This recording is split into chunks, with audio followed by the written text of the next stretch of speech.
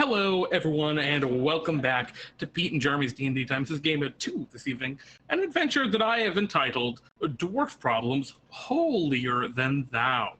But before we dive into this adventure, I'd like to take a quick moment to introduce our 4 lovely characters that will be joining us this evening. First, we have Deus sang de Carte. Deus, welcome. Got me this time. Yeah, Bartholomew just kind of seems to pick people at random for these.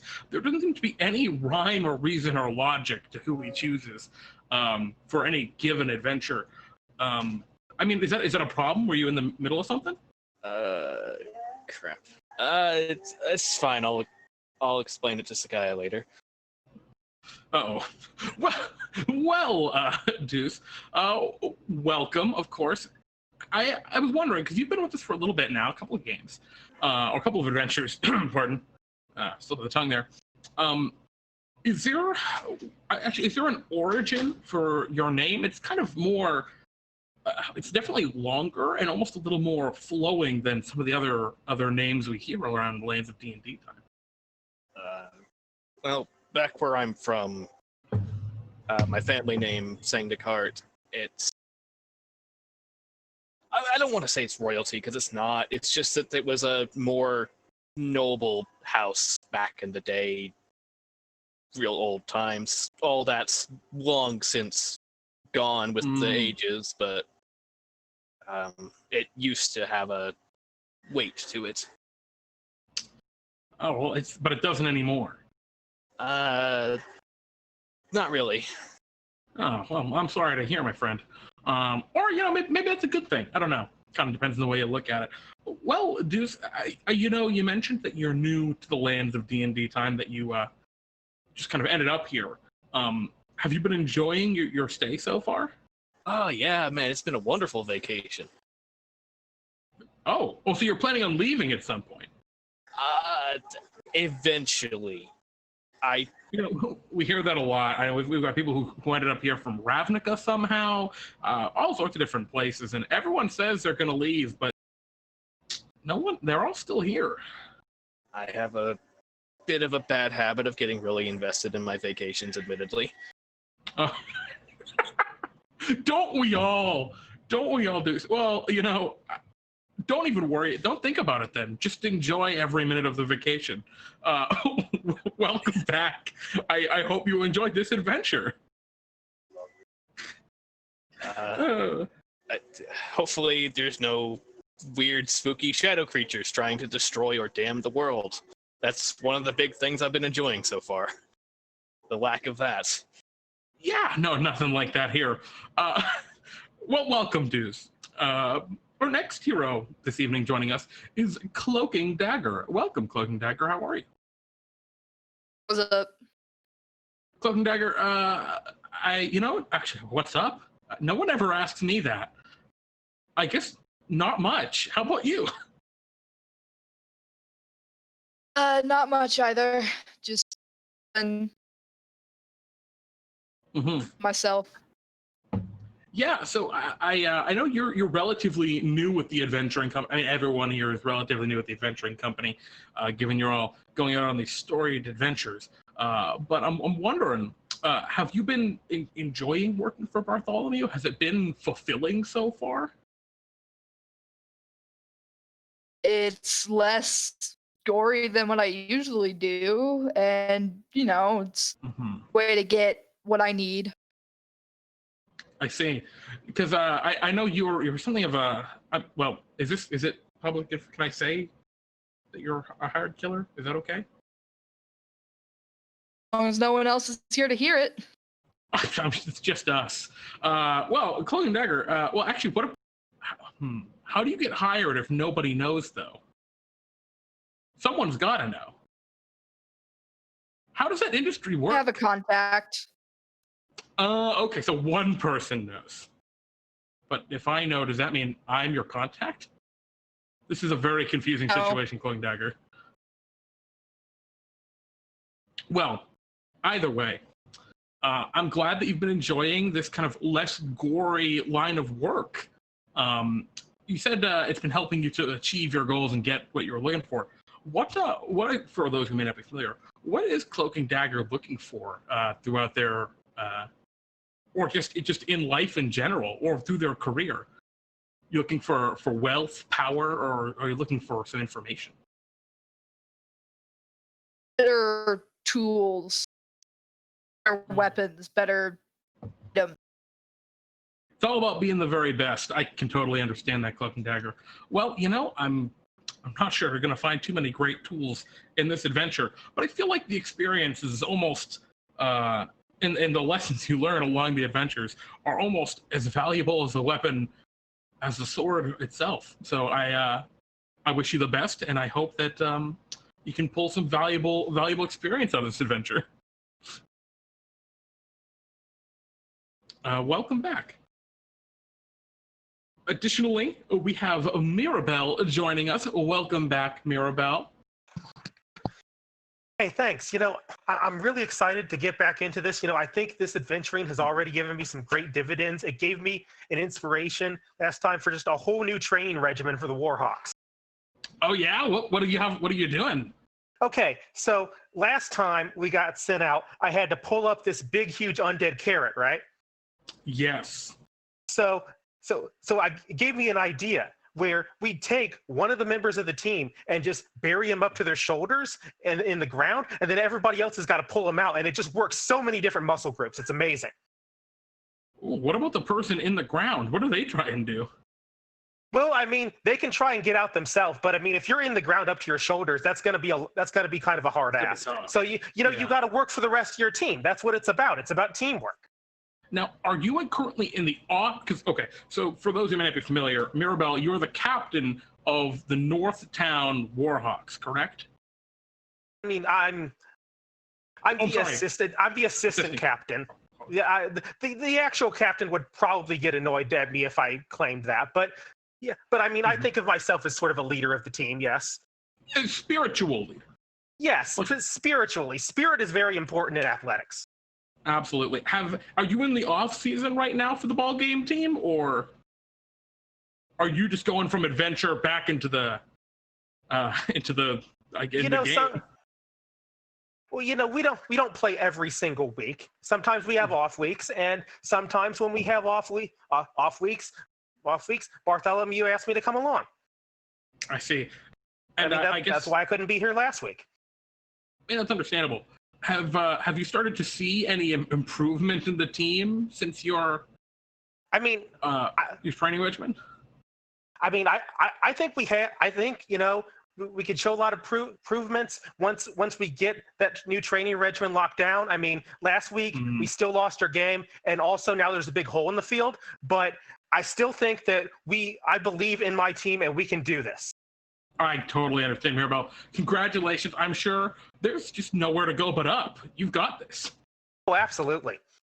Well, welcome back, and I hope some of your future success on the ball game field, rink, I'm not sure what we call it, really translates into success in this adventure.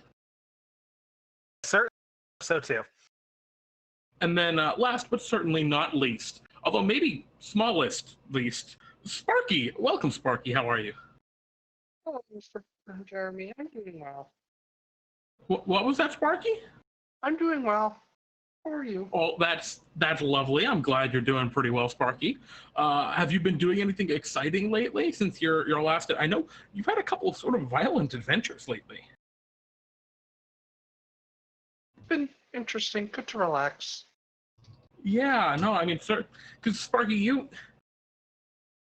I know you look like a young child, and being an Aasimar, you actually are basically a fairly young child, right? Yeah. Has Mr. Groom said I was about 9? Oh boy. Sparky, have the brutality of any of your adventures really bothered you at all, or is it just kind of you don't really get it so much? Kind of explained that sometimes it's a bit scary, but so I'm sorry, it's a very go through introspective question. I apologize. Well, Sparky, I think you've got a really fun adventure coming to you this evening. You're going to a part of the lands that I don't know if you've been to before. It is the dwarven city of Ag up in the Silvered Peaks. Have you heard anything about the dwarves? There. I've heard little bits and pieces. I think I heard it was very, very silver. It certainly is, Sparky. It certainly is. And you know what? I'm sure that you're going to have a very, very successful adventure this evening. So, Sparky, welcome back, of course, and thank you for joining us. And I hope I wish you the best. And so, as our adventure comes to a start, Bartholomew is able to teleport you up to the frozen peaks, to the frozen north, the Silvered Peaks. It's a mountain range along the kind of northwestern kind of area of the lands of DnDTime. It separates the frontier to the far west from the Baradak Swamp, a near endless expanse of murk and mire that's a little bit more central to the continent. But Bartholomew, as he usually is able to do, teleports you to a circle up atop a mountain. And as you appear, it is extremely cold. Icy, frigid winds blow around you, biting to your bones. Snow lies all along this mountain trail. It's not really that deep, at least where you currently are. But that's probably just due to the drifting nature of it. The very large, deep snow drifts abound. You seem to be on part of a mountain pathway. You see that it continues up the mountains, where you were told by Bartholomew that you were to meet some dwarves who needed your assistance. And so as you all appear in this frigid mountain pass, or mountain trail, I'm wondering, what's the first thing you do, and who leads the way up the mountain towards the dwarves? Well, Sparky does not want to lose next year, so they're going to cast light on next year so that if next year gets dropped, it's a little bit easier to see in all the snow. Excellent. Sparky, your little tiny, it's a little fox creature, correct? Oh, a little fox stuffed animal, correct? Uh-huh. The little fox next to you flares with light, which kind of glows out over the area. It was actually fairly dim up here just due to the clouds and the constant blizzard overhead. Is anyone taking the initiative and moving along, or? I can go first. Okay. Yeah, Cloaking Dagger. So, not wanting to stay in this frigid snowstorm too long, you begin to trudge. Yeah, you begin to trudge up the trail, and it's only maybe 10 or 15 feet before the trail starts to flatten out a little bit, and you can see up ahead that it opens onto a sort of plateau here up on the mountaintop, where you can see, crusted in ice and coated lightly with snow, there are two very large statues of dwarves. They appear to be flanking a very flat part of the mountainside. Statue? Yeah, they're giant dwarven statues. They stand maybe 35 feet tall, and at the kind of jawline of the statues, they have their mouths are open, and you can see what look like dwarf figures up in the mouths of the statues. They look like little watchtowers, dwarf-shaped watchtowers. And they're kind of just in this clearing, this little plateau up ahead. Or terrace, rather. Wow, those must be like at least 8 of me tall. You look upwards in excitement, Sparky, and as you're saying that, you can see that there are dwarves right in these little watchtowers, but they're not like paying attention to you. They look like there's maybe like 3 or 4 of them in each tower, and from one of them you just hear, "Got any 4s?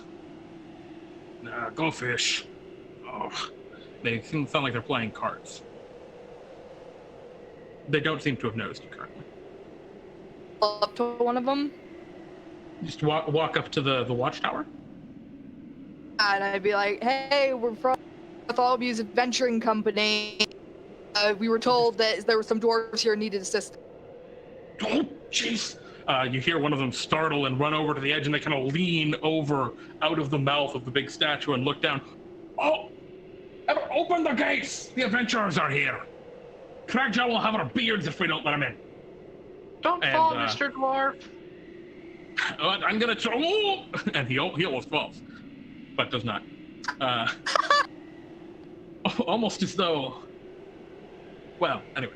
So he scampers off, and you hear some other dwarves like, "Oh, open the gates!" And they yelling around, and you hear a shifting, grinding sound for a moment, and where this you thought was a flat area of the mountainside begins to like break apart and open, and these two massive 35-foot stone doors just begin to grind open over the little terrace that you're all currently standing on. And then beyond, you see it looks like the peak of this mountain has been hollowed out, revealing the dwarven city. And you see a couple of dwarves in guard uniforms, mostly these kind of silver breastplates with these dwarven runes embossed into the chest. And one of the dwarves steps up to you. He's got like kind of a red cape.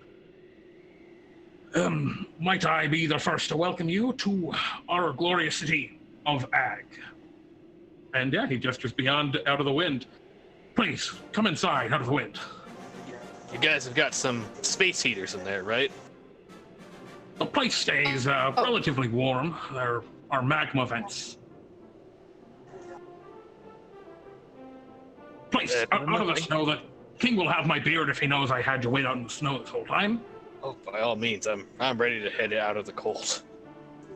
Yeah, I don't need to be told twice about to get out of this weather right now. Yeah, and he leads you inside, and some of the dwarves have like towels for you to like get the snow off of you. You can see the inside of this cavern, right? It appears that the entire peak of this mountain has been hollowed out. There's some kind of large crystal from the very peak that's glittering in light, shining, refracting light throughout the cavern. You see there are lots of stone buildings all in lines, and then in the very center there's a big necropolis that gleams with silver, atop which stands a dwarven statue. But yeah, he looks at you and says, "Anywho, sorry that we didn't see you. We've been waiting for a little while. The adventurers, Cragjaw will want to see you immediately. If you like, I can bring you right to him." All right, that sounds good. Of course, please follow me. And he goes to start walking down one of the main kind of thoroughfares of the city. And as you all follow him, you can see that there are all sorts of different attractions here in the city, right? You see dwarves at little stands. Everything's made of stone. There's very little wood. With the exception of maybe some carts, but at little stands, hawking merchandise. One offering fresh fish all the way from the Crimson Coast, and you see like on his sign, "fresh" is in quotation marks. You see another one hawking goods for grow a beard and 20 seconds of your money back, right? All sorts of various different things being sold on the streets. It is bustling, and there are many, many dwarves about. And yeah, he leads you right down this main thoroughfare up to the big silver-plated necropolis. There's a staircase leading up to it, and he guides you right up and into what appears to be a large chamber, a large kind of viewing chamber or speaking chamber. You can see at the far end there is a very old-looking dwarf. He's got like a scraggly gray beard and a bit of a slack jaw, sitting on a big silver throne. And as you kind of get in, he hops off. Wonderful. Riders, please, give me some space.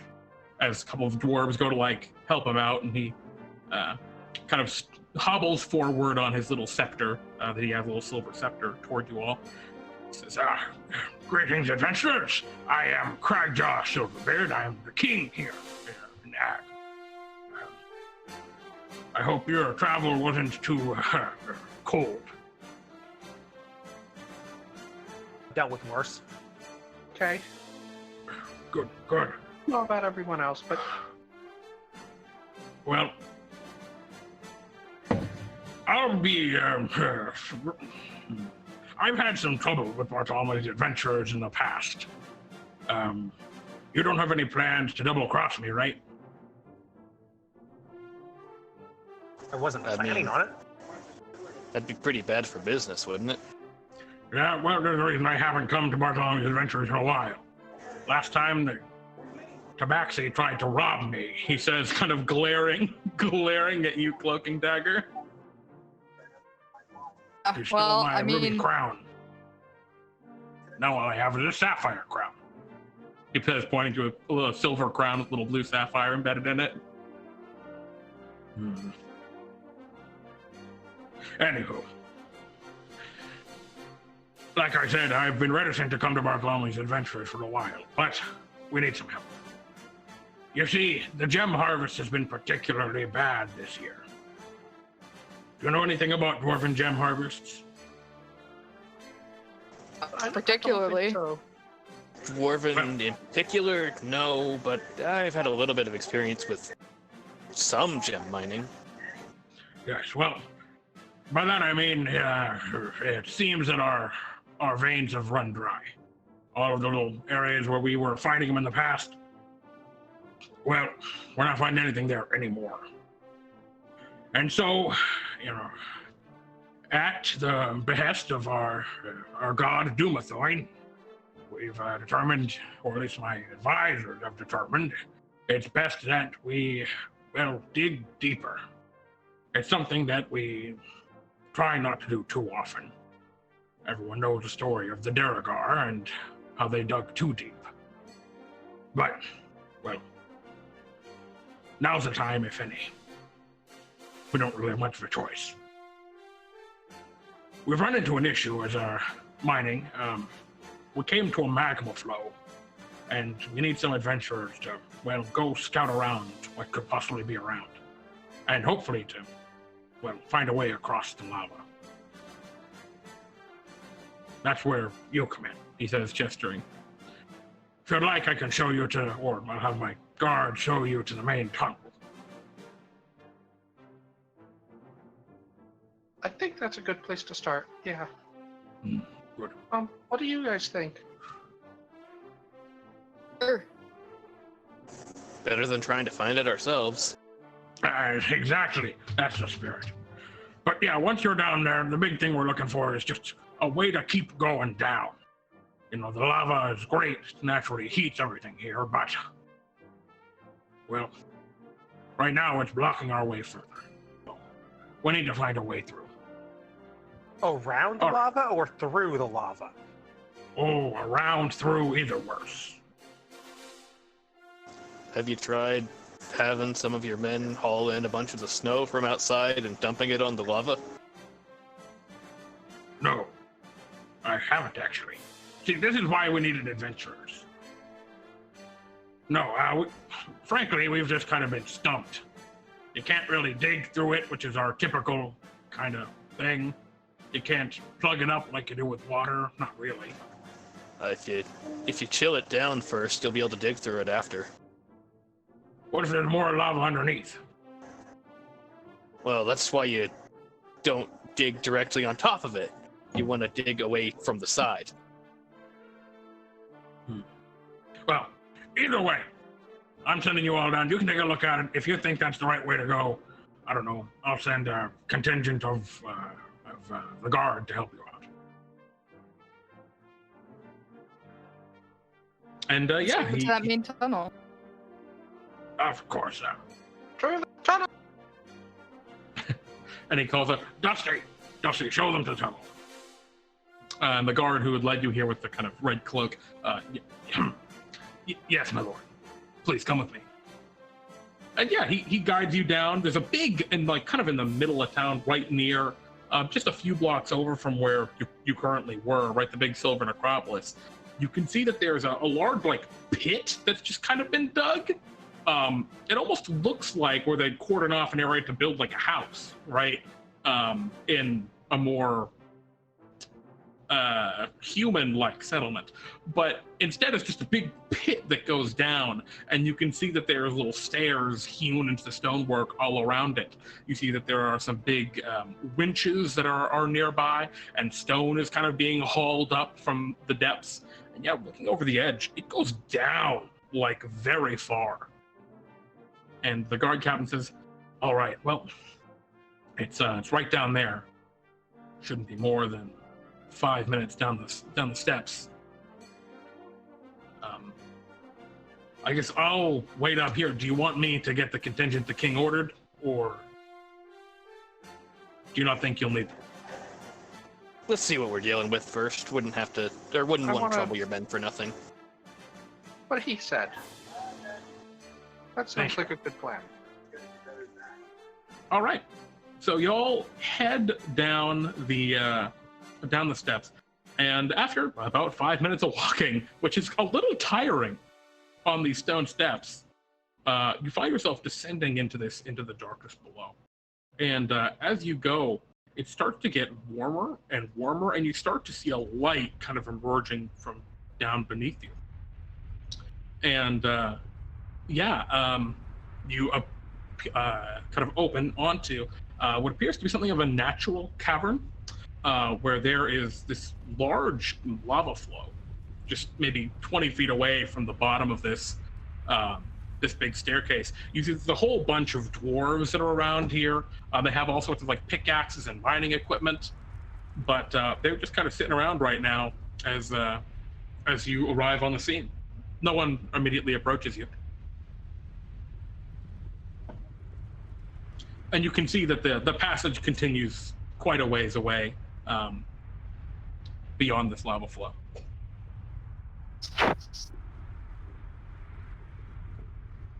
What would you all like to do?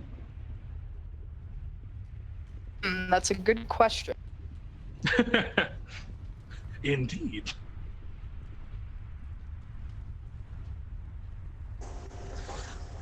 Well, why don't we start at the source of it?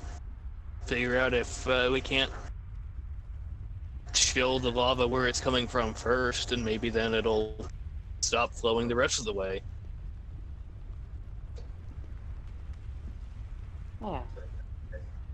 Okay, so you want to walk over to the lava flow and try and figure out where it's coming up from, Deus?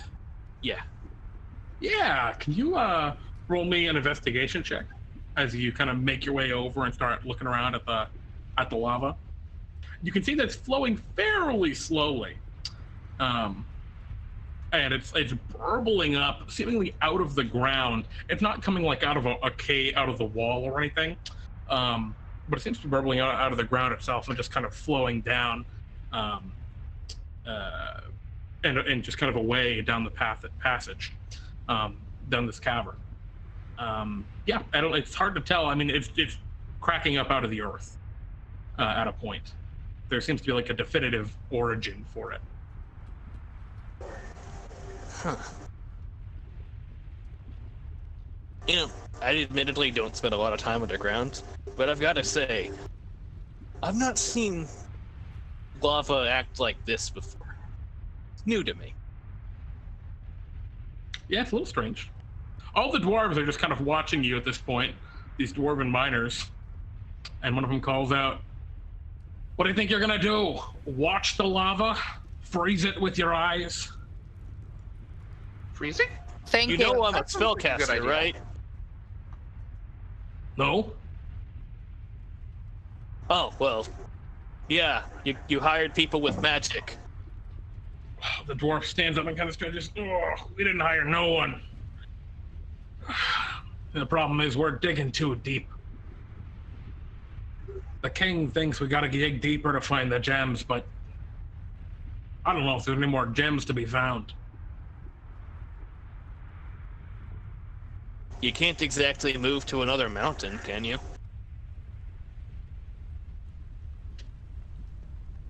They kind of look at each other. "No, I don't think so." Well, if your economy is based on digging things up out of the ground, and you can't go to somewhere else to dig, you'd better hope that you can dig enough to find more stuff, don't you think? I guess. Or just look harder in the other spots, though. This is... I don't know, he kind of gestures over the lava. That's a bad sign. Lava spewing up out of the earth. I don't disagree with you, but it also means that stuff that's from really deep underground is probably coming up closer to the surface over here. So once all this is sorted out, you might be able to find some good stuff in what was once lava. Can you roll me a persuasion check? Sure. Dwarves look, oh wow, is that how that works? I know, that makes sense. And they just kind of, the dwarven miners who are just kind of like taking a break, start like talking to each other like, oh, maybe it does make sense. And they're just kind of having a conversation. As far as I understand it, it's just earth that isn't solid yet anyways. So everybody else, it's very hot in this room, and you see that Deus is over there like looking at the lava, probably sweating up a storm. What are the three of you doing?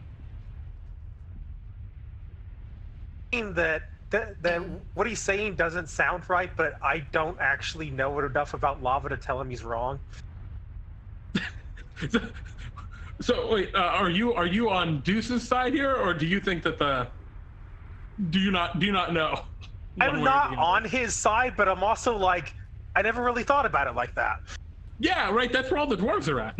They're like, okay. But yeah, I mean, Deuce, you were looking around, and right off the bat, right, there's the bottom of the cave, of the kind of tunnel that you just came down, right? And this opens up into this big cavern, which most of it is blocked off by this lava flow, which is just kind of oozing up out of the earth at one side.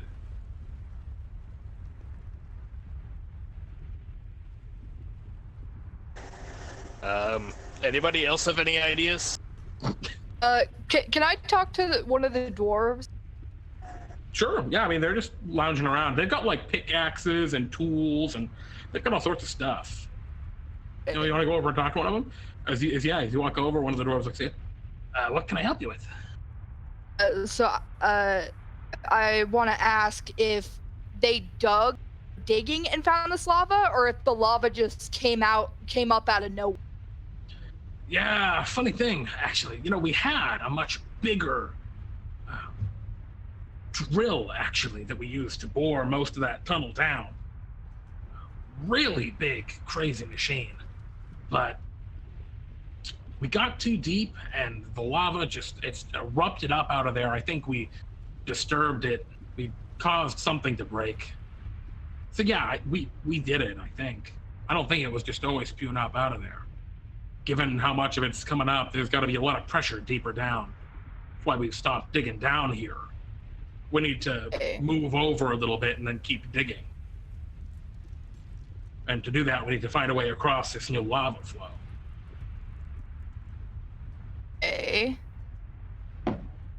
Suspicious that this is a volcano. Oh, there's entirely definitely some volcanic activity here.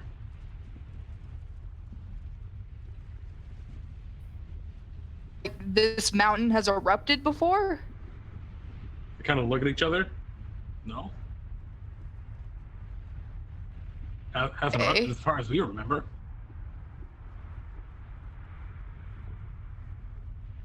Okay.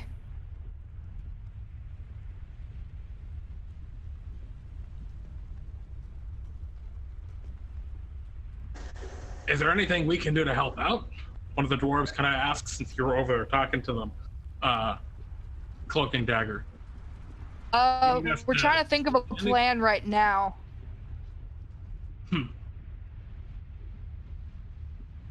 All right, well, if we can help, feel free. We're just sitting around. And as much as we like getting paid to just sit around, it'd also be nice to be doing something. Just sitting around is not really the dwarf thing, you know? And, Sure. yeah, what's up, Sparky? So looking at the lava flow, does it seem to just like be taking up the whole section of the tunnel and then just going further down the opposite way? Yeah. No So real way to like squeeze around it or anything? yeah, so the dwarves dug down and they entered into this area, which appears to be a natural cavern.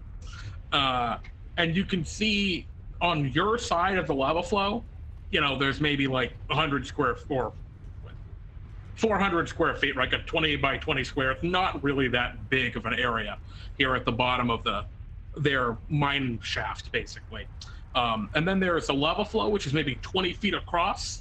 And then you can see the cavern continues just into, darkness beyond the lava flow. So the lava flow is just like a river that's splitting this cavern in half. And the dwarves need to get across it so they can keep digging. Is there a way to squeeze around it? Maybe the dwarves could like mine a hole in the wall or something to get around it. But presumably they haven't done that for a reason yet. Who knows though? Well, freezing it sounds kind of good. Maybe we can try that.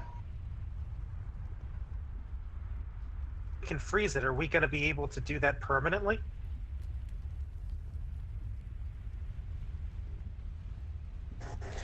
Everyone looks at each other like, I don't know. I'm gonna let you guys in on a little secret. Yeah, my forte of magic has to do with like emotions and the mind. I can't make ice. I think I can maybe make some ice. The Dagger may be cold-hearted, but they can't make ice. And so, like, is it very clear where the source of the lava is? Yes, it's very clear where, and I think like the earth around it is kind of cracked, right? But it's very clear wherever something got disturbed, right? The equilibrium got disturbed and the lava cracked up and is just kind of flowing through. And the lava just continues to flow down the natural cave here. So it goes somewhere. You can't really see where from where you are.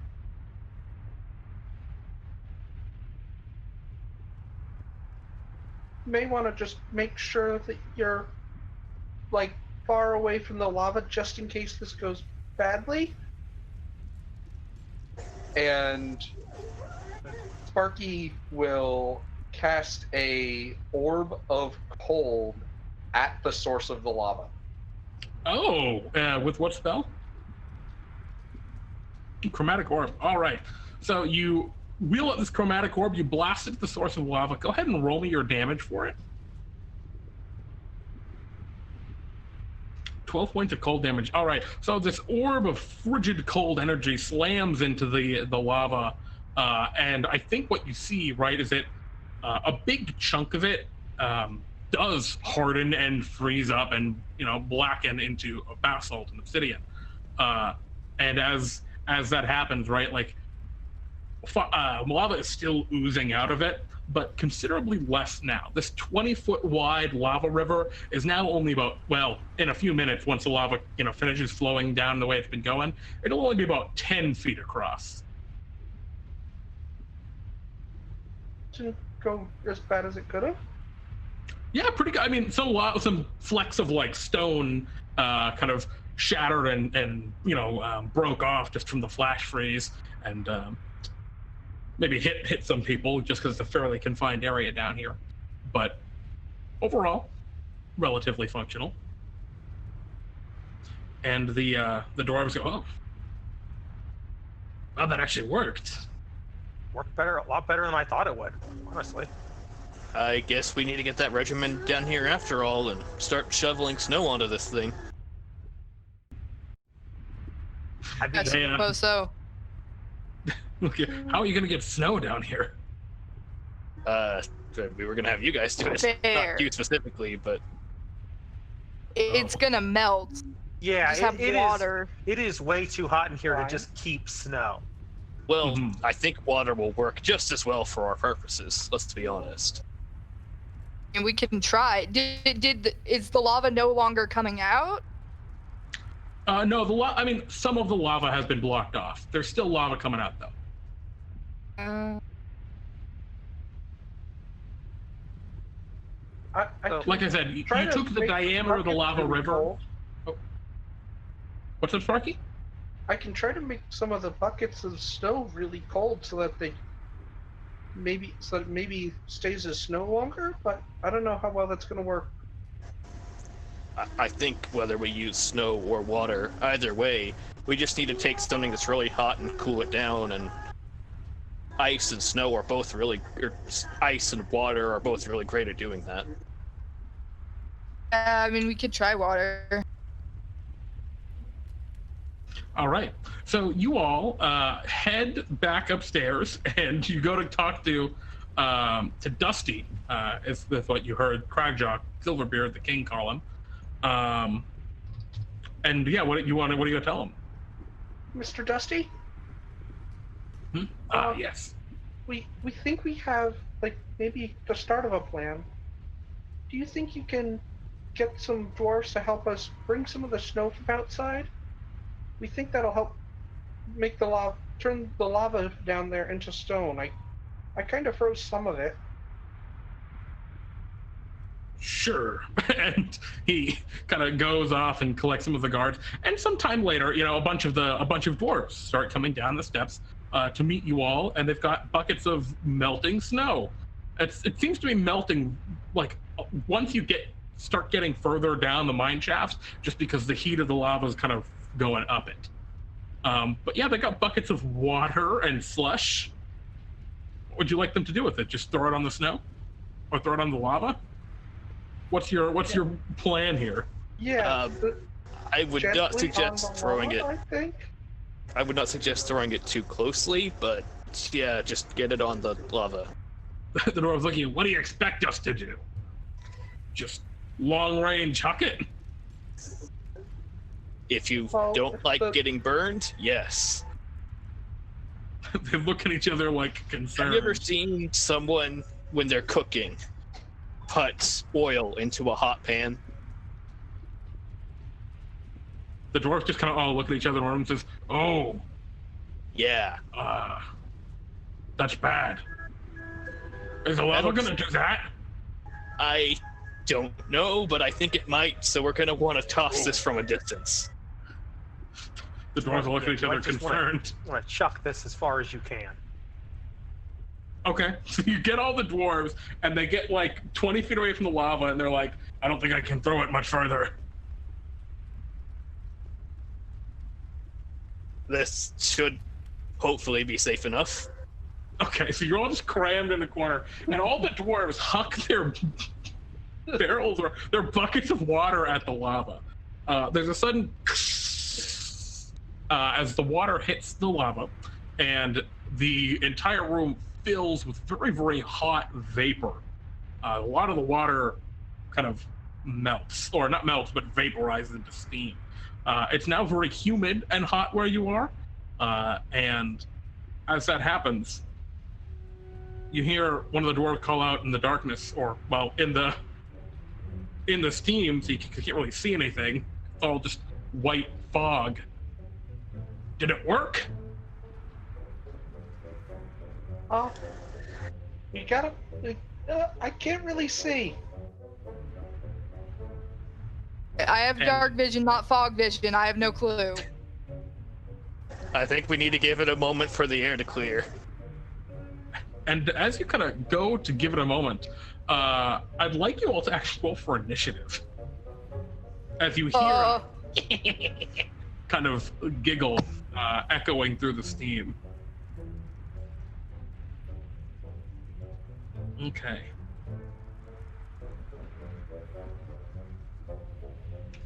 All right. Well, bright side is y'all rolled pretty okay. Oh, not all of you rolled super well. Why does it say my initiative is -1? It's dexterity for initiative. No, you rolled a 1, unfortunately. It looks like it's adding Yeah, it's adding +3 to your initiative. You just rolled a 1, unfortunately.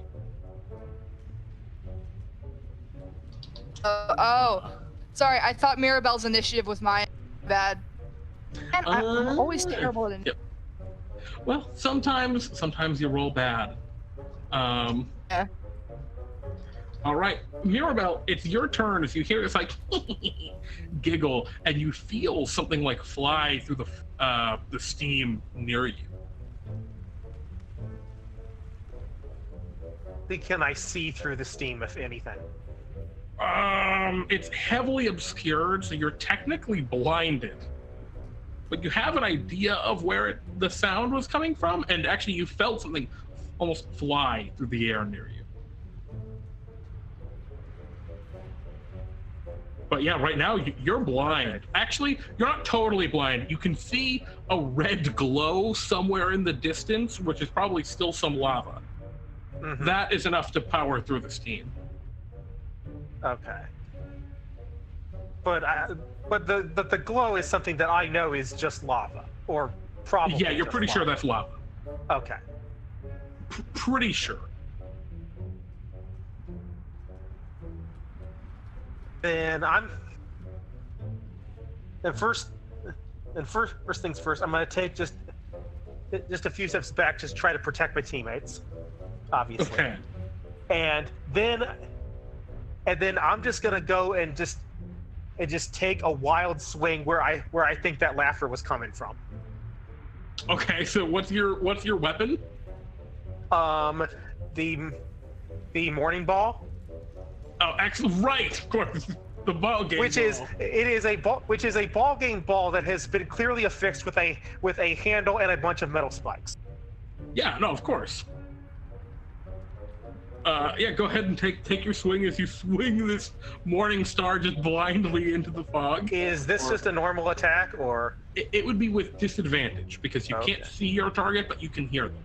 Okay. All right, you swing and you hear a no, swing and a miss. Is there anything you want to do at that at hearing that, Mirabelle, or is that the end of your turn? It's gonna be the end of my turn. All right, Sparky, what would you like to do? You also hear this giggling. It sounds like a couple of things.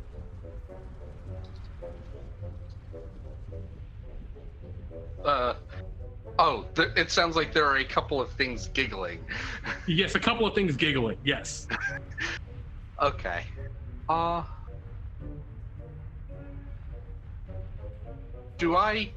Can I tell if the steam goes all the way up to the ceiling and roughly Oh, it how high definitely the ceiling is? You have the whole like mine shaft above you, right, that the dwarves dug down. So this steam will clear out eventually. Okay. Or it could even clear out sooner if someone had a way of helping it out. But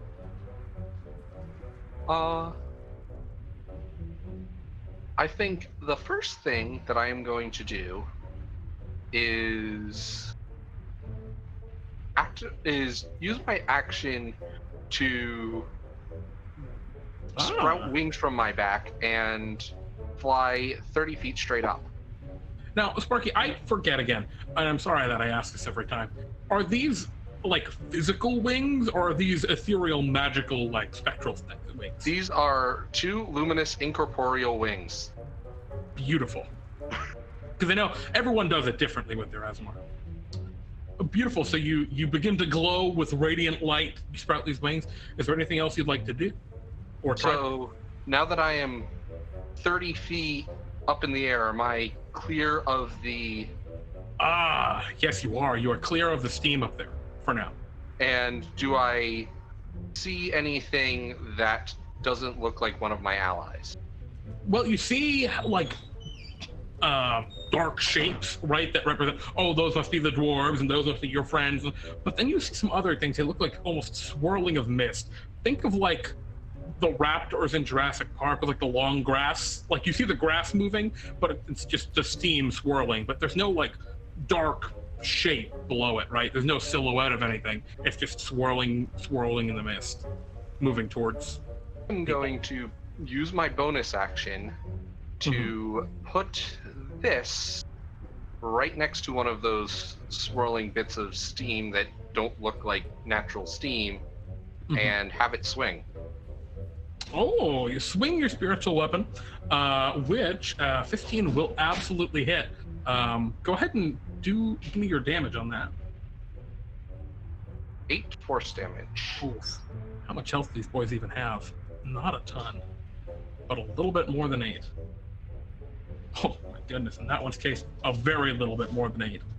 Which one would you like to have gone for? There are a couple that you can see. There is one that's right near Mirabelle, and then there are 2 more sets of them that seem to be kind of approaching your other 2 allies. One of the ones approaching one of the other allies. Okay. All right. So yeah, you hit that first one, and you hear almost like a little growling sound as the giggling stops. And I forgot, because I have Radiant Soul up, it also takes 3 additional radiant damage. Ooh, it is very injured then. All right. And we move to is that the end of your turn, by the way? Or do you call out anything, Sparky? They're wispies. There's wisps in the mist. All right, so from behind you, Mirabelle, you feel something tap on your shoulders. And, oh boy, it's like a very aggressive tap as it slashes you for 4 slashing damage and 1 fire damage. As you feel this like steamy lash, and you see this evil giggling. And as you whip around to look, there's like nothing there. It's just the steam, Mirabelle. But the pain is very much real. Deus, one goes after you and slashes at you, hitting you for substantially less. Whoops, didn't mean to roll that. For 2 fire damage on you, Deus. Oh, I'm sorry, 1 slashing and 1 fire. I imagine one just kind of like pokes you on like the cheek or something and just ducks away into the steam. And for a second, you think you see like almost a little imp-like creature made of wispy steam. And then the third one heads toward you, Cloaking Dagger. And... oh, critically hits. Oh my goodness. Oh my lord. Cloaking Dagger, you unfortunately hit for a lot of damage. Oh my. Oh boy, it's gonna be what, 4 slashing and 6 fire. Oh my god, 10 points of damage. I have 4 hit points left. Oh my gosh. Yeah, and I think you see it perfectly clearly, as this one seems maybe more malicious than the other 2. This almost steamy-looking imp creature, created of steam, swirls out very thin, lanky arms, just makes 2 reaping slashes with its claws at you. And it's just giggling to itself. It's visible, but just barely. All right, we are on to Deus. It's your move. Gosh, that was a brutal crit. We're all like clustered up in a corner, kind of, right? Yeah, you're all pretty close to each other. It's a pretty confined area, and you can hear the glowing Sparky above you. Yeah, I think you see the glowing light through the mist above you, but that's about it. Deus is gonna reach out to try and grab onto the person that just made the sound of getting hit really hard. Okay. You're able to do so? Here, feel a little bit better, please. Oh, wow. Feel Wow. all the way better. There we go. I have no wounds. Yeah, all the way better, more like. Yeah, it's weird because just as quickly as the pain and the blood, it's weird because the blood feels cool on you compared to like the steam and the air around you. But just as quickly, the healing knits your wounds back together and you're feeling good. Is there anything else you'd like to do, Deus? Which one of you was that? Me. Okay, you got this. I believe in you. You're gonna pay him back 2-fold. Ooh. All right. You give a bardic inspiration to Cloaking Dagger right before their turn. Cloaking Dagger, it's your move. You see the barely visible smirk of this impish steam creature turn into like a bit of a frown as he sees you like heal up. Just uh-oh. Do I have disadvantage? You can see him, but he has what has he got? He has effectively half cover from the mist because he is also from the fog because he's also fog or steam. Is that a So yes? No, you do not have disadvantage. He just has a plus to hit against you. Okay. Or I'm sorry, he has extra armor class, but it is not disadvantage. Okay.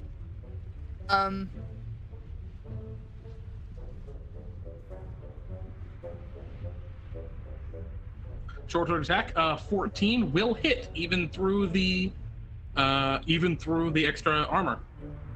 Go ahead Assuming and, no one else is next to him. That's interesting because Deus is next to him because Deus just came up to heal you. Yeah, I think this one's revealed itself a little bit more than the others. So yeah, I think Deus is next to him for the purposes of providing your sneak attack. That's why I asked. Yep. Alrighty. It's gonna be 6 and then additional 1 for the sneak attack. Okay. A mighty slash upon the steam method. It's weird because your sword like cuts right through it, right? And you see the steam kind of part and kind of rematerialize. But it seems to be struggling to rematerialize, right? It's suffering a lot of damage and seeming to have trouble keeping itself in one piece. Is there anything else you'd like to do? I attack it again? Sure. Yep, that'll hit. That'll definitely hit. Now, Blood, what kind of bard are you again? I'm still just a non-specific normal bard. Yeah. Excellent. Fair enough. And then an extra 3 from that second attack. All right, this little steam creature is also looking pretty injured, just like the one that Sparky nailed earlier. All right, if that'll be the end of your turn, Cloaking, we'd move back to Mirabelle. Mirabelle, what would you like to do? As you look around, you can see one of these steam creatures flitting about in the steam around you. All right, is it the one? So, is this the one that attacked me previously that I can see flitting around? Yes, absolutely. Okay, and it also just as a question, how far away are we from the lava? About 20 feet. Okay. Yep. So I'm always one for a nice revenge hit when someone gets a good shot on me. So I'm just going to take an attack on that one. Well, especially a cheap shot like that. That's Yeah, against definitely. the rules. Right. So normal attack. And that will definitely hit. Go ahead and give it to him. Damage. Oh, not that. Oh my. Yeah. That's a big Yeah. hit. All right. 9 points of damage. You slam into that method. It's again a little impish creature flitting around with these ghastly, almost steamy wings. And you swing the warning ball, and you see it just totally, and then kind of reform itself, but seemingly more frail and with just kind of less motion to it. And it goes as you hit it, seemingly startled. Okay. And Is there anything else you'd like to do, Mirabelle? yeah, I'm going to use my bonus action to use hammering horns on it. Oh, damn. Okay. So You can it has to make a strength save, DC 13. Okay. Strike. Oh boy. It got a 0, and that was not a natural 1. So you slam it with the morning ball, and then what? Slam your head forward into it. You just slam my head forward into it, and just push it back 10 feet. Are you trying to like throw it back toward the lava? I mean, or just away from you? I mean, since we're just kind of on between, I feel like since we're kind of there between us and the lava, by pushing it back, I would be kind of pushing it more toward the lava. Gotcha. So you hammer it and it goes, "Ah!" and kind of spins completely out of view, right, head over tail, off into the mist. Unclear what has happened to it, but it is no longer next to you. And since something is no longer next to me, I want to run up to the one that I heard really hurt that Tabaxi. Okay, so you rush over to where Deus and gotta protect Cloaking are. Yep. Excellent. Sparky, it's your move. You can see that the rest of your team is gathered together now. There are 2 methods over there with them, and you see one of them has just kind of almost spun off into the mist. You also see the steam is starting to rise toward you. All right. Do you still see all the methods? Yes, for now, but you can tell after this round, the steam will probably be gone from the bottom level, and it'll just be up to where you are. But you can currently still see them all. So yes, I am going to, with my action, toll the dead on the one that's not near anybody. Okay. All right, it's got to roll wisdom saving throw. Not as bad at wisdom as it is at strength. Barely succeeds, unfortunately. Or is the DC correct for that 13? Yes. Okay. Because the charm does not increase spell The save DC. DCs. Yeah. And then I'm going to bonus action, make sure my spiritual weapon is up next to. I guess I'm going to go after that same one. Sure. And God, we love spiritual weapon. That'll hit for sure. For 10? Yeah, that will kill him. You swing the spiritual weapon, which cleaves into that mephite, and you see in the mist or in the steam, it almost explodes, right? As your spiritual weapon strikes it, and it just and then it's gone. You can also see all the steam is cleared out where it was. But yeah, it seems to explode when it died. Yeah, I'm going to everyone's favorite thing. I'm going to go fly into the clean hole. Yeah, so you fly down there. Alrighty. He was right over near the lava. So you're about 5 feet away from the lava if you fly down over there. But I'm flying. Yeah, of course. Yeah, you're good. All right. Next in the initiative is the steam methods. The 2 steam methods, one of them will let out a cackling laugh and breathe hot steam all over the 3 of you. So Mirabelle, Deus, and Cloaking, I need you to roll me dexterity saving throws. My best kind. Yep. The DC is only 10, which is very convenient.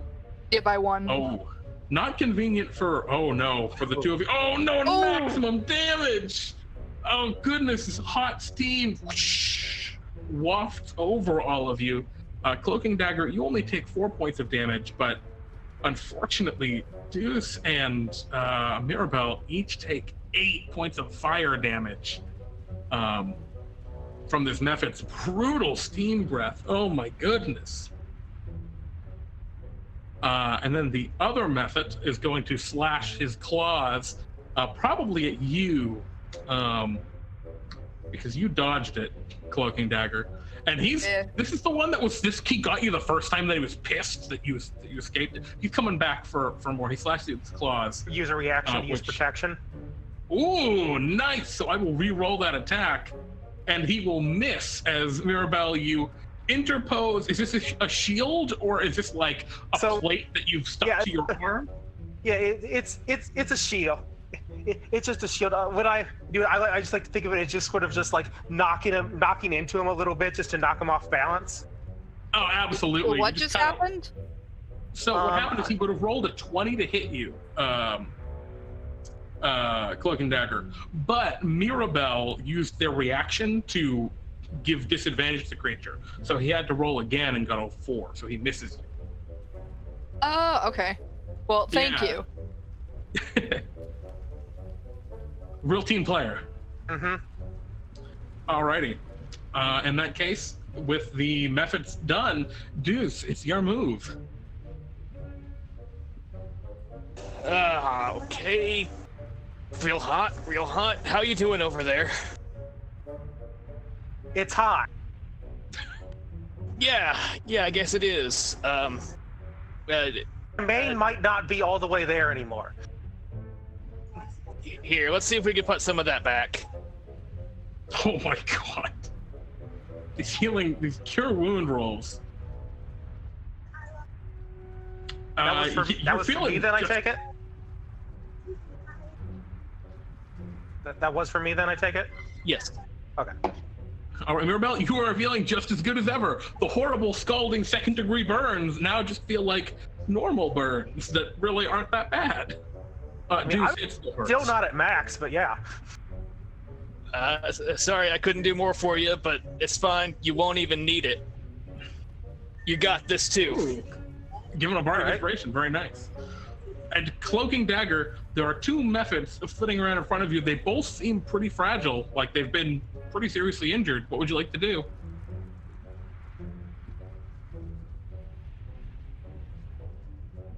Cloaking Dagger. Oh, sorry. Okay. I'm here. I'll attack with my short sword. Okay. You swing your short sword. Oh wait, let me one of the take off attack damage. All right. So the 16 will definitely hit as you swing at one of the injured methods. I wanted to swing at the one who attacked. Yep, that'll be the one. Okay, no problem. Does anyone buy it still, or no? Did they all move? Oh yeah, no, all your allies are with you, so you have your sneak attack if you would like to use it. This method looks pretty injured.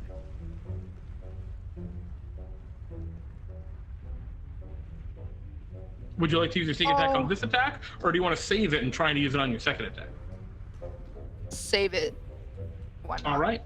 Go ahead and give me your damage. Oh my god. Yeah, 9 points of damage. You annihilate that method with a slash of your short sword.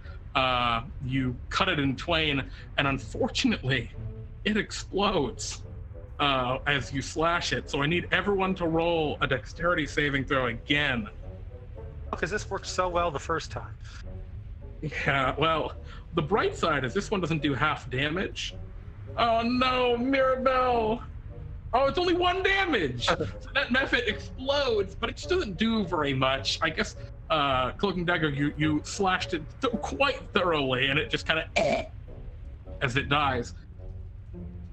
So no damage for Deus or Cloaking Dagger, but 1 damage on Mirabelle. And then, Cloaking Dagger, would you like to make your second attack against the last remaining method? Move over to it and attempt to attack it. Go for it.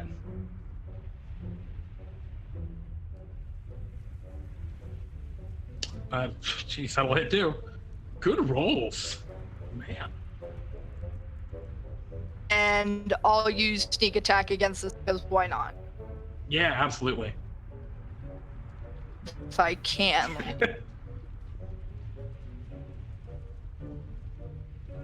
That's fine. You can just roll it twice because it'll just be 1d6 each time. So you can just roll the damage twice and that'll do it. And it had precisely 2 hit points left, and so as you slash at it, because of the extra sneak attack damage, it dies. And it too, unfortunately, explodes. So I need everyone to roll me a dexterity saving throw 1 more time. Oh no, Mirabelle! I am so sorry. 2 damage this time. That was a 1, a 2, and a 3 in that order. Well, we're going up. Improvement. That's what it's all about, right? The last method. Wait, no, that one was a 5. So that's almost slightly better. And as that method dies, you all see the steam, rising up and out of the chamber. And looking beyond, you can see that the volcano, or not the volcano, the magma flow has substantially lessened. While there's still a little bits of lava cracking up here and there, there's like a huge area that is all frozen over and all blackened and turned to stone. So much so that you could just walk past it and walk over it. It's not like there's lava still flowing so much as like some of the rocks glow a little red, and the dwarves go, "Oh, well, that was strange, but it looks like it worked." I guess you gonna continue to explore down the cavern? Yeah. As long as we're here, we might as well. Could you put up some, warning signs around that, though? That's a pretty good idea. We don't want anyone breaking that again. Yeah. And they kind of get to work hammering some runes into some metal signage, and they just do not disturb lava.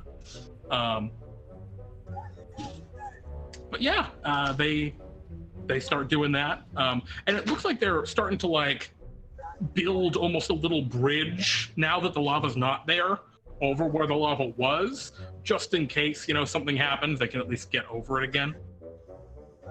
The problem is the bridge is all made of metal, which is just going to get very hot. But either way, yeah, you all want to continue to explore down the cavern before you. I got an idea, Sparky guys. does a little loop-the-loop and lands next to the rest of the party before getting rid of the wings. Okay, so hear before me the out. wings go away. Yeah, just one quick glamour loop. Go ahead, Deus. What if we take a moment right here, catch our breaths, I'll play a little song on this kazoo, and then after that, we'll head on further in. A kazoo bard! Sorry, I had a character. But I went on the master. Sure. I feel fine. The dwarf's like, "Oh, I love the kazoo!" All right, so Deus, you want to play a little song of rest for everyone? Yes. Excellent. Go ahead and roll your song of rest die. And everyone can heal up.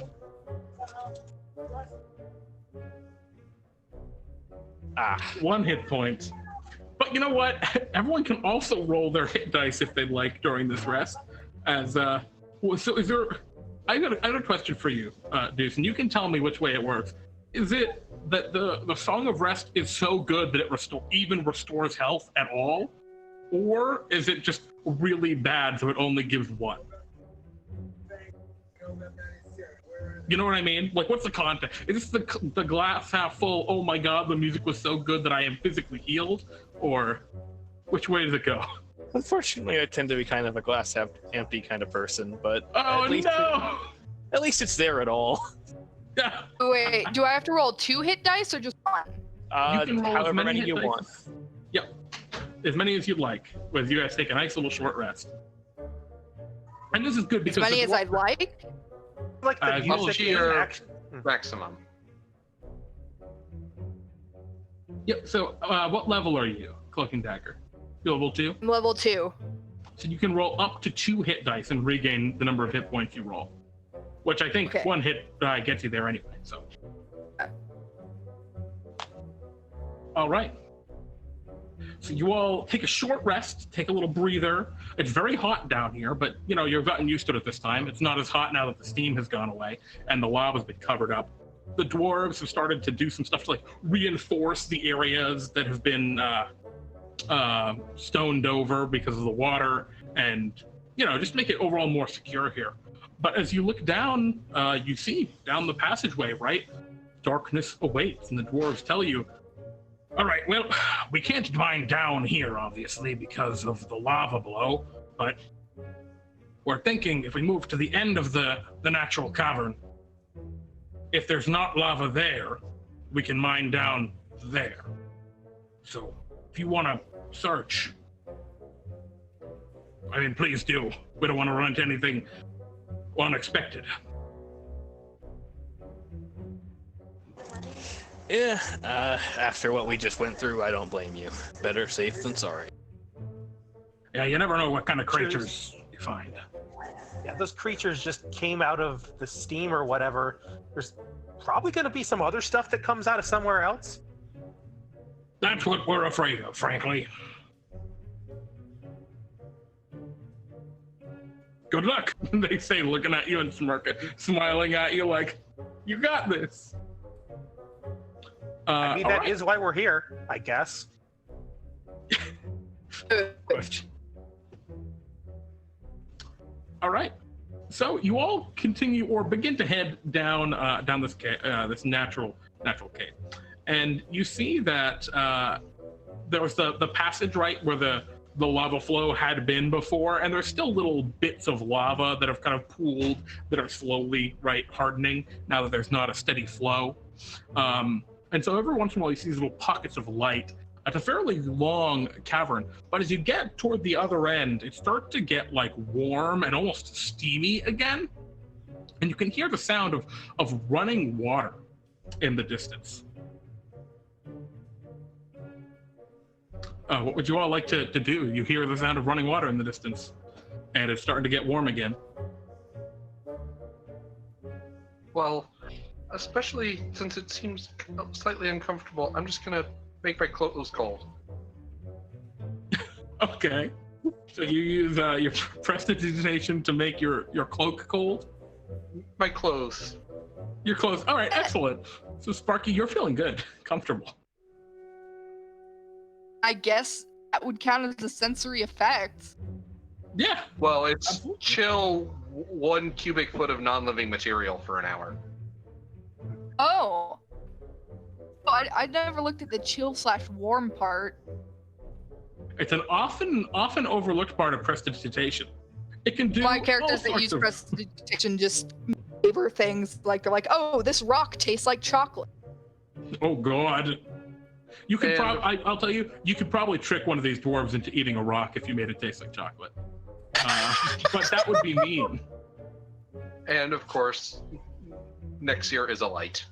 Of course, your little stuffed animal, little fox stuffed animal, glows with light to guide the way. And as it does, the light shines out, showing something strange. You can see the end of this passage, and you can see that there is kind of a river almost coming out of one of the walls, and it's sort of emptying out into this strange basin of water that's kind of bubbling and burbling.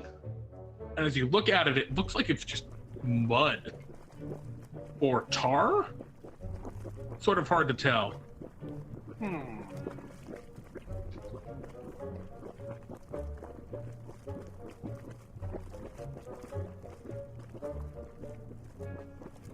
Sparky just kind of backs away from it a little bit.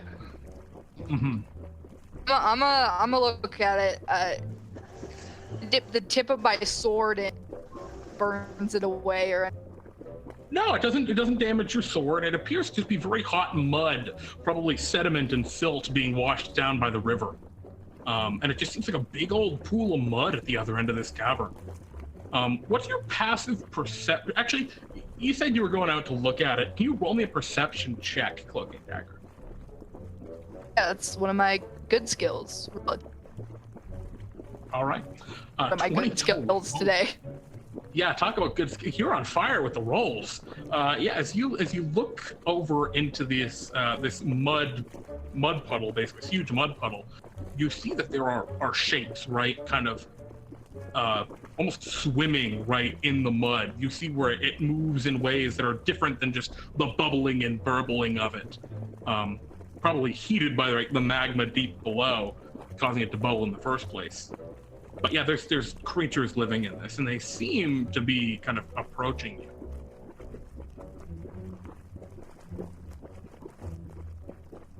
Do you want to do anything as these muddy forms kind of approach you?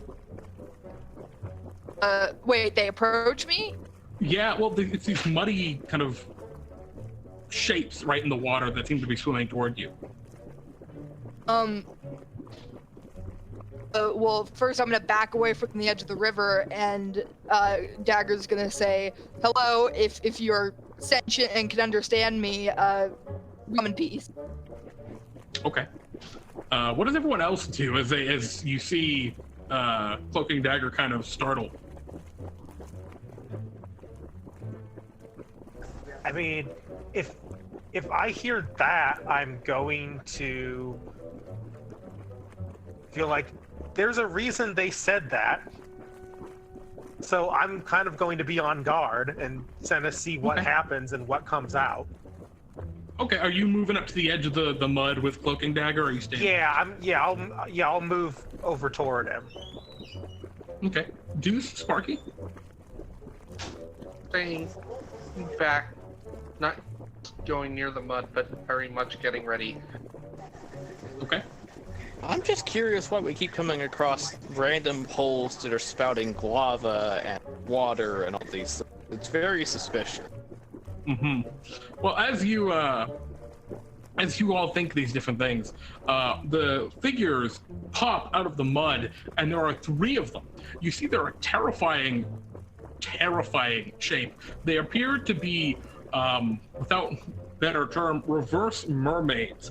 They have these the heads of giant fish with big yellow eyes on the sides of their head and big open mouths with sharp teeth within, or little ridges along their lips, really.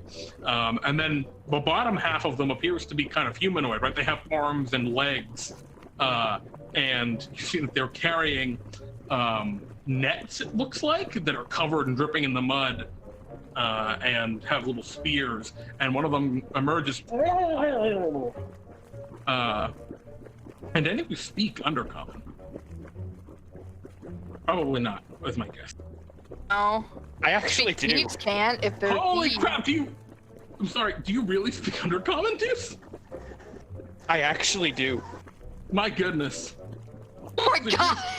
You understand what these creatures say as they emerge, as there are 3 of them, and they're dripping with this hot, steaming mud. And they call out, "Who are you to dare enter our sacred mud hole?" Whoa, hold on! I call out also in Undercommon. We're actually not in your mud hole. We're just very near it.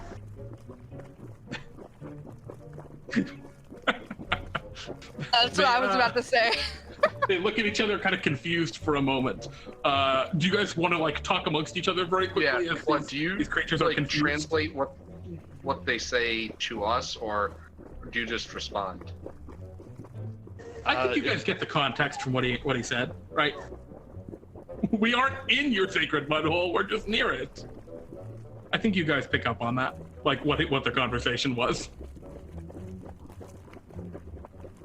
I will let them know I will let my allies know in common that these fish people are very territorial. Mud hole.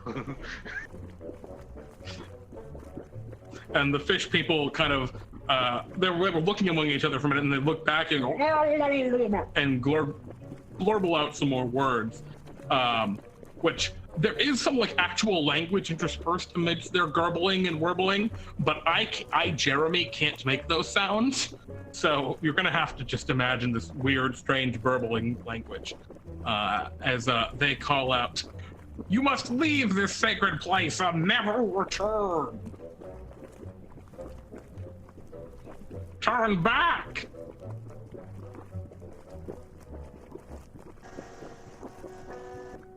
But if we did that, how could we offer you a chance to participate in trade with a different world and gain even more wealth for your beautiful mud hole? They look at each other confused. Roll a persuasion check.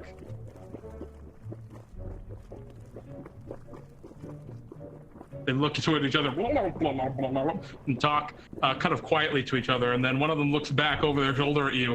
What do you have to offer? And what do you all do?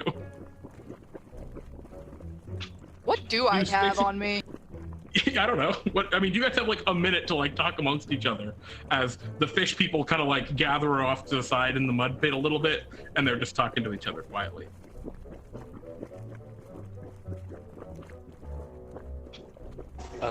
Well, we are technically here working for the dwarves up above. Maybe we could offer them some kind of a deal. I think they're going to give us the chance to talk to the dwarves about it, though. Yeah, maybe we'd be better if we had the dwarves like talk directly themselves, and maybe you help with the language. Honestly, I just think maybe we just leave and let the dwarves deal with it. Something tells me the dwarves don't know anyone that speaks this obscure of a language. Obscure isn't undercommon pretty common in the Underdark? In the Underdark, yes. You are in like the middle area of a mountain right now. Not quite Underdark. In fact, you're probably 1,000 or 2,000 feet above sea level. Actually, probably way higher than that. Which one of us is the fastest? Me. Yeah, probably Makes Mr. sense. Cat. I can maybe stall for a little bit longer if you could go get one of the dwarves. You want to try and do that?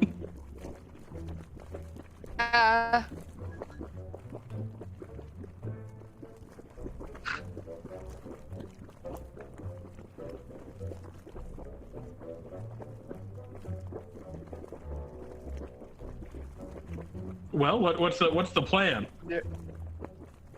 I mean, I have a bunch of actions I could take to increase my movement speed, but I'm not sure if those would work outside of combat. Oh, it's fine. You can just dash really fast. If that's what you want to do, that's fine. I'm not gonna hold you to any sort of action economy of it. We can kind of narratively say that Cloaking Dagger is very fast and runs back. Beeline agility to double my speed, and then I'd use the dash act. All right, so Cloaking Dagger, you dash off down the cavern and go and get one of the dwarves. Meanwhile, the fish people look back at all of you. Well, what do you have to offer?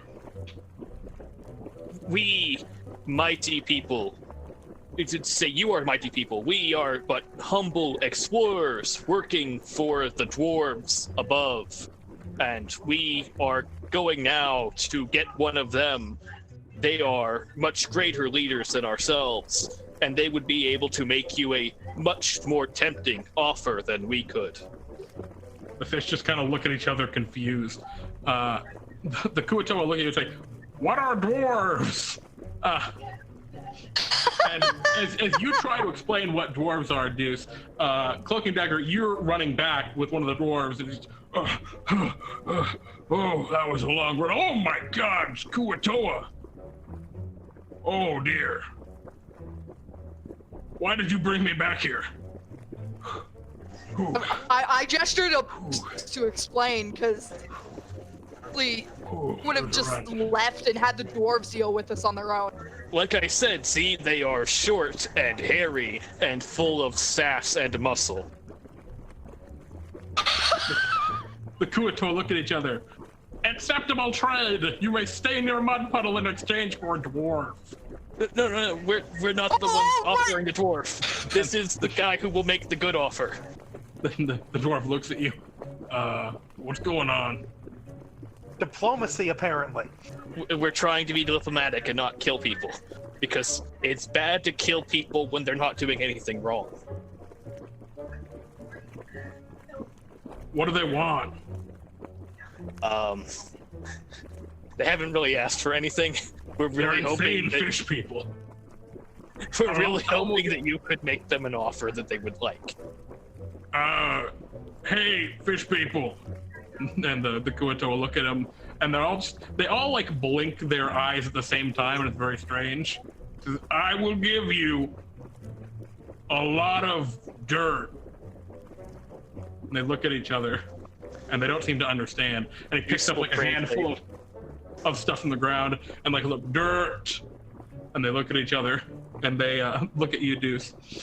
And I'd like everyone to roll me a persuasion check, because I think everyone, and actually, Mirabelle, you're seeming like you're more of like the tough kind of person in this fight, or this discussion. You're there as like I'm the big, strong person in case thing goes bad, right?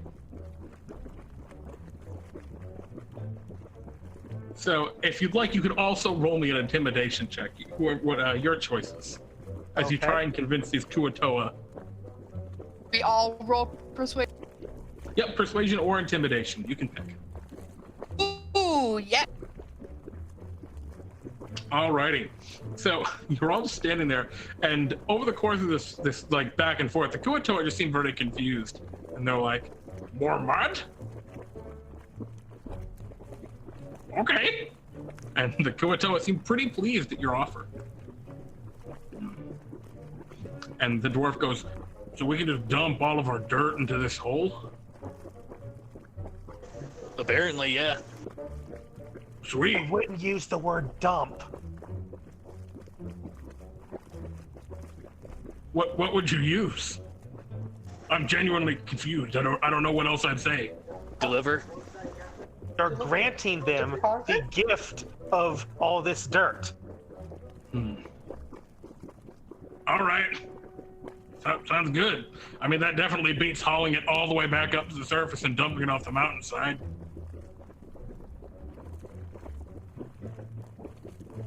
Well, I think we're done. All right, cool. That was an anticlimactic end. Usually the Kuatoa summon some terrible lesser god or something, but... What? Oh, they're crazy. They're insane. The important lesson of the day is that when we all work together, we can accomplish greater goals with much less suffering. Hey, what are the odds that... Hey, Kuatoa, have you ever seen gems? Anyone have any gems? I will again translate. Well... Have they ever seen shiny rocks? And Sparky holds Nexir out and points to Nexir's nose, which is a diamond. The Kuatoa look at him. Oh, dumb rocks. We throw them out of mud. And Dwarves would like your dumb rocks in exchange for the great dirt. The Kuatoa shake their heads. Acceptable. And the dwarf goes, wait, so they're gonna give us gems for mud? Yes. Hell yes, we'll have to dig in it deeper. And, Giving something to each other that is worthless to the other. Oh my god. As the dwarf goes, well, this is great. I just gotta go tell the other dwarves. Good work, and it looks like the ground's solid enough that we can keep digging if we need to. All right, good work. I don't know about what Cragjaw thinks, but as far as I'm concerned, this is a job well done. And with that, you guys make your way back to the dwarves and explain this bizarre bargain you've made with them, choosing not to battle the Kuatoa, like maybe I anticipated. And yeah, you have completed this strange adventure. The dwarf king pays each of you your amounted 100 Bartholomew bucks, and you gain your 1 point of experience, which is Sparky. I think that puts you in line for a fabled boss battle. Ready to roll. And for the rest of you, I think Cloaking Dagger, that levels you up, right? And actually, that might level up Deus as well. It does. Not quite level up Mirabelle yet, though. I'm just 2 XP. Almost. But yes, you have one of the the rare non-violent adventures conclusions in D&D time. Congratulations. Yeah, I mean, whether you spend some more time celebrating an ag or make your way right back out of this crazy place, eventually you find yourselves returning to Bartholomew's shop. And would any of you like to purchase anything there, or are you all good this evening? I'm saving for a bag pull, probably. I mean, that's a pretty good first choice. Hey, big wizard man. Greetings, adventurer. What can I do for you? Can I just give you this money back and get, like, some better armor? Yes, you can do exactly that, as it so happens. Just pay me and presto. I don't actually have to say presto, but every once in a while I like to throw one in. And your armor shifts into, I assume, leather to studded leather, really? Actually, get me some kind of high-quality medium armor. I think I'm going to take the time to learn how to wear. Oh, very good. In that case, whatever it is that you would like for medium armor, which one are you going with? There's a couple options, right? Probably the stealth-friendlier option. Is half-plate stealth friendly? I can't remember. Medium armor always confuses me. Medium armor confuses me too, man. Let's just say it's half. I believe it's half-plate. So he gives you some half-plate. Always change it. It doesn't really matter super much. Yep. Once you bought the upgraded armor, you're good. Yep, you got yourself an upgraded set of armor. All right. Plate is disadvantage on stealth checks. Oh dear. Then it would be the other one, breastplate. Well, very good. He gives you over your breastplate, and you are all set. Does anyone else have anything they'd like? Mr. Bartholomew? Yes. Okay. Do you have your bag? I always have my bag with me. I sense that you would like to make a pull. Yes, please. Get to watch a bag pull in action.